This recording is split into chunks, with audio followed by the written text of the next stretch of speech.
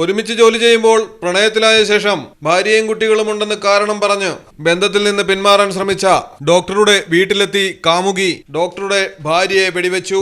തിരുവനന്തപുരത്ത് പഞ്ചൂരിൽ വീട്ടമ്മയ്ക്ക് വെടിയേറ്റ സംഭവത്തിൽ പിടിയിലായത് വനിതാ ഡോക്ടർ. കൊല്ലത്തെ സ്വകാര്യ ആശുപത്രിയിലെ ഡോക്ടറായ ദീപ്തിമോൾ ജോസാണ് പ്രതി. പഞ്ചൂർ സ്വദേശിനി ഷിനിക്കാണ് വെടിയേറ്റത്.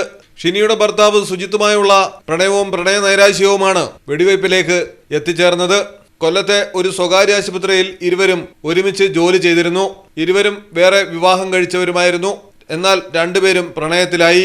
ഇതിനിടയിൽ സുജിത്ത് കൊല്ലത്തെ ജോലി അവസാനിപ്പിച്ച് മാലദ്വീപിലേക്ക് പോയി. ഇതോടെ ദീപ്തിയുമായുള്ള ബന്ധത്തിലും അകൽച്ച സൃഷ്ടിച്ചു. ഇത് ദീപ്തിയെ അലട്ടിയിരുന്നു. ഭാര്യയും കുട്ടികളും ഉള്ളതിനാൽ താല്പര്യമില്ലെന്ന് പറഞ്ഞൊഴിയാൻ സുജിത്ത് ശ്രമിച്ചു.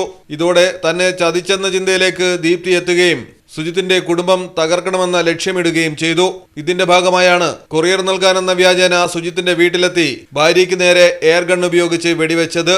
ഓൺലൈനിലൂടെയാണ് എയർ ഗൺ വാങ്ങിയത്. യൂട്യൂബ് നോക്കി വെടിവെക്കാനും പഠിച്ചു. ബന്ധുവിന്റെ കാറിൽ വ്യാജ നമ്പർ പതിച്ചാണ് പ്രതി ആക്രമണത്തിനെത്തിയത്. വെടിവെക്കാനുള്ള പരിചയക്കുറവും വെപ്രാളവും കാരണം വെച്ച വെടി മൂന്നും ഉന്നം തെറ്റുകയായിരുന്നു. അത് കാരണം ഷിനിയുടെ കയ്യിലാണ് വെടിയേറ്റത്. അല്ലെങ്കിൽ ജീവൻ തന്നെ ഒരുപക്ഷെ നഷ്ടമായേനെ.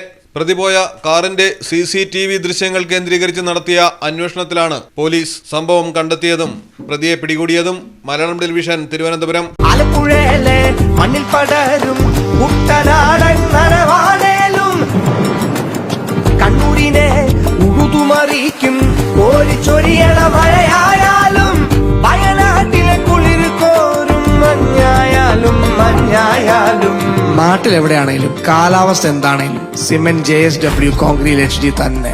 നാട്ടിലെവിടെ?